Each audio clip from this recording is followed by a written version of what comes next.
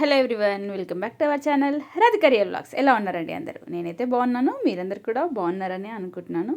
ఇది వచ్చేసి మొన్న ఈవినింగ్ అయితే పిల్లల కోసం ఊరికే అడుగుతున్నారు ఏదైనా మిల్క్ షేక్ చేయమ్మా అని చెప్పేసి. నేనైతే ఇంతవరకు మిల్క్ షేక్ ఎప్పుడు ట్రై చేయలేదు. అంటే జావలు అవి చేస్తాను కానీ మిల్క్ షేక్ అయితే చాలా తక్కువ. బాదం మిల్క్ ఒకటి చేసి ఇచ్చాను. సరే, ఒక అరటిపండు అయితే ఉంది, అరటిపండుతో ఫస్ట్ ట్రై చేద్దాము అని చెప్పేసి అయితే స్టార్ట్ చేశాను అనమాట. అంటే ఇది చాలా సింపుల్ అండ్ ఈజీ అండి. ఇందులో నేను ఎట్లాంటి ఎక్కువ ఇంగ్రీడియంట్స్ అయితే వాడలేదు. సో ఇట్లాంటి చిన్న చిన్న రెసిపీస్ అట్లాంటివి అండ్ మన మనీ సేవింగ్ వ్లాగ్స్ కానీ డిఐవేస్ కానీ ఇలాంటివి మీకు ఏవైనా వీడియోస్ కావాలి అనుకుంటే మాత్రం మన ఛానల్ కనుక ఎవరైనా ఫస్ట్ టైం చూస్తున్నట్లయితే ఛానల్ అయితే సబ్స్క్రైబ్ చేసుకోండి. పక్కనే గంట సింబల్ వస్తుంది కదా, అది క్లిక్ చేసి ఆల్రెడీ ఆప్షన్ సెలెక్ట్ చేసుకుంటే నేను పెట్టే ప్రతి వీడియో మీకు నోటిఫికేషన్ రూపంలో అయితే వచ్చేస్తుంది. అలాగే వీడియో నచ్చితే ఒక లైక్ అయితే ఇవ్వండి. మీరు ఇచ్చే లైక్స్ వల్ల మన కంటెంట్ ఇంకొంతమందికి రీచ్ అయ్యేలా ఉంటుంది. ఇది మాత్రం ఎక్కువ నేను విలేజర్స్ని మైండ్లో పెట్టుకొని అయితే చేస్తున్నాను వ్లాగ్స్ అయితే. అంటే ఊర్లో ఉండే వాళ్ళకి స్పెషల్గా పిల్లలకి ఏమన్నా చేయాలి అనిపించినప్పుడు మరి ఎక్కువ డబ్బులు ఖర్చు పెట్టాలంటే కూడా పెట్టలేరు కదా, అందుకని చెప్పేసి ఇలాంటి చిన్న చిన్న రెసిపీస్ అయితే మీతో షేర్ చేసుకుంటున్నాను. ఇక్కడ చూసారు కదా, ఒక్క బనానానే ఉంది. సో ఫ్రిడ్జ్లో పాలు పెట్టాము. ఎప్పుడైనా సరే మనం షేక్స్ చేసుకోవాలి, ఏదైనా మిల్క్ షేక్ కానీ ఏదైనా చేయాలి అంటే పాలు చల్లగా ఉండాలన్నమాట. అయితే మనం డైరెక్ట్గా ప్యాకెట్ పాలు అలానే పోయకుండా, మన బర్రె పాలు అయినా సరే ప్యాకెట్ పాలు అయినా సరే అలానే పోయకుండా ఫస్ట్ వాటిని వేడి చేశాను. మార్నింగ్ వేడి చేసిన తర్వాత ఫ్రిడ్జ్లో పెట్టాను. అవి ఇంకా కొంచెం కూల్ అయ్యాయి అనమాట. అప్పుడు ఒక బనానా చిన్న చిన్న ముక్కలుగా వేసి అందులో కొన్ని పాలు పోసి ఒకసారి తిప్పేశాను. మీ దగ్గర మిక్సీ, ఇది జ్యూసర్ లాగా ఉంటుంది అనమాట, జ్యూసర్ నాకు మిక్సీకి వచ్చింది. లేదు అంటే నార్మల్ మిక్సీ అయినా పర్వాలేదు, వేసుకొని కొంచెం హనీ వేసేస్తే సరిపోతుంది. ఇంకా పిల్లలు అయితే ఇష్టంగా తాగుతారు. నెక్స్ట్ అయితే ఇంకా ఆ పని అయిపోగానే వెంటనే ఈ మధ్య కొంచెం పనులలో చాలా మార్పులు తెచ్చుకున్నాను. అందులో అసలు వెరీ వెరీ ఇంపార్టెంట్ వర్క్, అందరికీ చిరాకు వచ్చే వర్క్ ఇది ఒక్కటే కదా, బట్టలు. ఎంతమందికి బట్టలు మడత పెట్టడము, వాటిని ఆర్గనైజ్ చేసుకోవడము, ఎంత ఆర్గనైజ్ చేసుకున్నా చిరాగ్గా అయిపోవడము అనేది ఎంతమందికి ఉంటుందో నా కామెంట్ బాక్స్లో కామెంట్ చేయండి. నాకైతే పిచ్చిలేసిపోతుందండి బాబు, బట్టలు అంటే ఓ పట్టాన ఒడవని అదనమాట పని ఇది. అందుకని చెప్పేసి నేను ఏ రోజు బట్టలు ఆ రోజే మిషన్లో వేసేస్తున్నాను. వన్స్ బట్టలు ఆరగానే కథం తీసుకొచ్చి వెంటనే ఫోల్డ్ చేసి అయితే పెట్టుకుంటున్నాను. అసలు ఐరన్ కూడా అవసరం లేకుండా అయిపోతుంది. ఎండాకాలం కదా, చాలా మంచిగా ఎండిపోతున్నాయి బట్టలు. వేడిగా బట్టలు తీసుకొచ్చి ఇంట్లో వేయగానే అవి ముట్టుకుంటే చాలా వేడిగా ఉన్నాయి. సరే అని చెప్పేసి వెంటనే ఫోల్డ్ చేశాను అనమాట. కాటన్ డ్రెస్ కూడా చూడండి, కాటన్ డ్రెస్ కానీ బెడ్షీట్ కానీ ఏదైనా సరే మనకి వితౌట్ ఐరనింగ్ నీట్గా అయితే అయిపోతున్నాయి. అంటే మనం వెంటనే ఫోల్డ్ చేసుకోవాలి. చైర్లో వేసి బద్దకిస్తామా, ఇంకా ఒకరోజు బట్టలు 2 రోజుల బట్టలు అలా తయారవుతాయి. ఇది జస్ట్ 5 నిమిషాల పనియే, కానీ 5 నిమిషాలకే మనం ఆ పనికే బద్దకిస్తాం. అదే కిచెన్లో పని కానీ ఇంకా వేరే ఏ పనులున్నా చేస్తాం. కానీ నేనైతే బట్టలు అనేసరికి మాత్రం నాకు ఒక ఏడుపు వస్తుంది అనమాట. అంటే నాకు పెళ్ళికి ముందు మాత్రం నేను ఖచ్చితంగా బట్టలు పిండి ఆరగానే మా అమ్మ వచ్చేసరికి బట్టలు మడతపెట్టి పెట్టాలి, లేకపోతే మా అమ్మ తిట్టేది. అప్పటి భయం అప్పుడు అలా ఉండేది, కానీ ఇప్పుడు కొంచెం కొమ్ములు వచ్చాయిలేండి నాకు. అందుకని చెప్పేసి 2-3 రోజులైనా చైర్లో వేస్తున్నాను. కానీ అస్సలు అమ్మ ఒప్పుకునేది కాదు.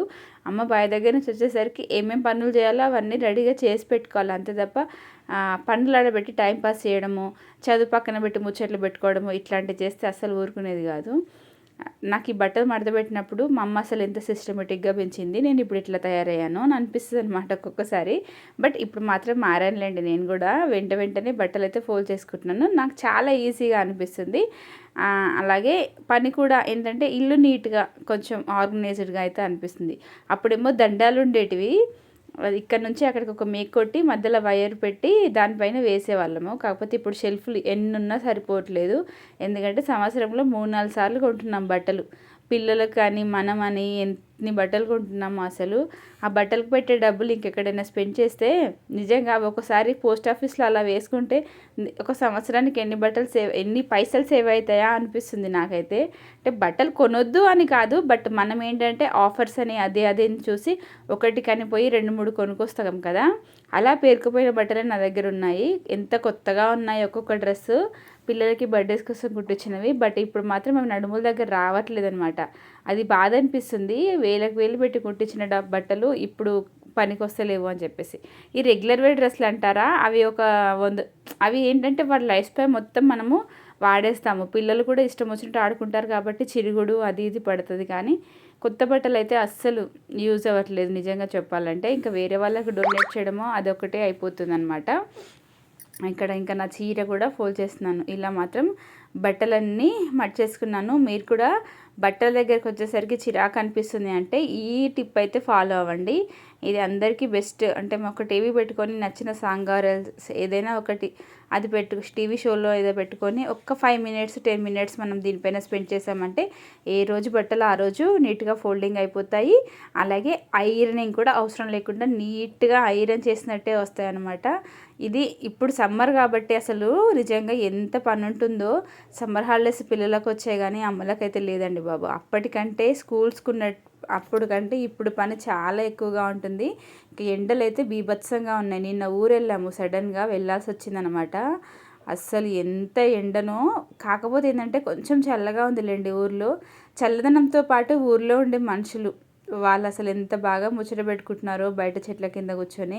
వేప చెట్టు ఏ చెట్టు ఉన్నా సరే బాగా మాట్లాడుకుంటున్నారు. భలే అనిపించింది నాకైతే. అసలు రావాలనిపించలేదు. బట్ 2-3 రోజులు కంపల్సరీ ట్రిప్ అయితే వేయాలి ఊర్లో. నేను కంపల్సరీ అనుకున్నాను అనమాట. ఇక్కడ ఏంటి అంటే డిఐవై లిక్విడ్ బొద్దింకలకు ది బెస్ట్ సొల్యూషన్ అండి. నేను చెప్తున్నాను కదా, 1 టైం యూజ్ చేశాను, 1-2 టైమ్స్. కానీ నేను ఎంత కాస్ట్లీ పెట్టిన కొన్నది కూడా నాకు అంత యూజ్ అవ్వలేదు. కానీ ఇది మాత్రం 100కి 200% యూజ్ అయింది. అంటే నాకైతే భలే నచ్చింది. నా కౌంటర్ టాప్ పైన బొద్దింకలు అనేవి అసలు కనిపించట్లేదు. మరి ఎక్కడ దూరాయో నాకు తెలియదు. మరి ఆ సామ్రాజ్యాన్ని ఎక్కడ ఏర్పరచుకున్నాయో కానీ ఎప్పుడు ఎంతసేపు ఆ ఏమంటారు కౌంటర్ టాప్ పైన గిన్నెల పైన అక్కడ ఇక్కడ చిరాకు పెట్టించేవి పారుకుంటూ. దానికైతే చెక్ పెట్టేశానని చెప్పాలి. ఏమీ లేదు. ఒక 1/2 లీటర్ వాటర్లో పచ్చకర్పూరం దొరుకుతుంది కదా మనకు మార్కెట్లో. అది డీమార్ట్లో అయినా సరే ఆర్ మనకి ఎక్కడైనా మార్కెట్లో కూడా అవైలబుల్ ఉంటుంది. అది కొంచెం దంచి పొడిలాగా చేసి నీళ్ళల్లో వేసి కరగబెట్టేశాను. కాకపోతే ఆ పచ్చకర్పూరం ఏంటి అంటే మనం కరగబెడితే వాటర్లో డైల్యూట్ అవ్వదు, మళ్ళీ అది గడ్డలుగానే అవుతుంది. కాకపోతే అందులో ఉన్న మొత్తం మనకి ఏదైతే ఉంటుందో స్మెల్ కానీ అందులో ఉన్న మనకి ఏదైనా ఔషధ గుణం ఉంటుంది కదా, అది మొత్తము ఆ నీళ్ళల్లో అయితే వెళ్ళిపోతుంది అనమాట. మంచి వాసన అయితే వస్తుంది. అది నేను ఒక స్ప్రే బాటిల్లో కొంచెం విమ్ లిక్విడ్ వేసి పెట్టాను. విమ్ లిక్విడ్ అనేది జిడ్డు పోనీకి యూజ్ అవుతుంది. అండ్ ఇది ఏంటంటే మనకి వచ్చే క్రిములు కీటకాలు ఏమైనా ఇంట్లో ఉంటే మెయిన్ బొద్దింకలండి. నేను 2 రోజుల నుంచి వాడుతున్నాను. 2-3 రోజులైంది డిఐవై చేసి. కానీ నాకు చాలా అంటే చాలా బాగా నచ్చింది. అసలు కౌంటర్ టాప్ పైన బొద్దింకలు అయితే కనిపించట్లేదు.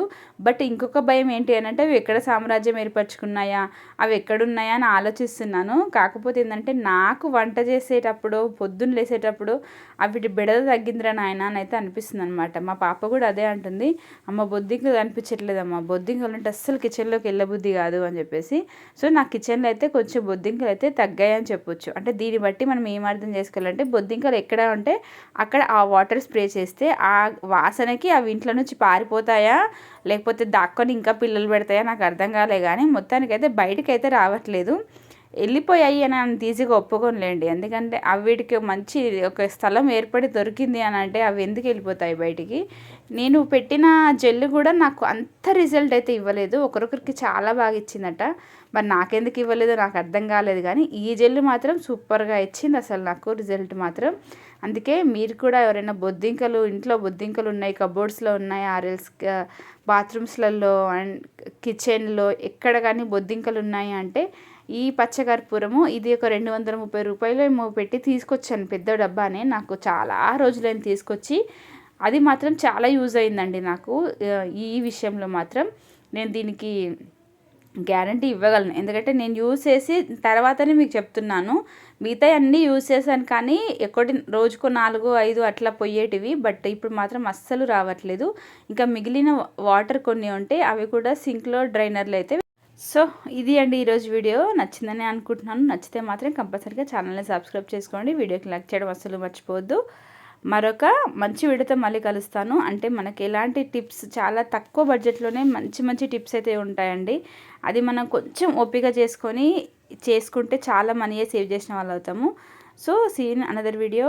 టాటా.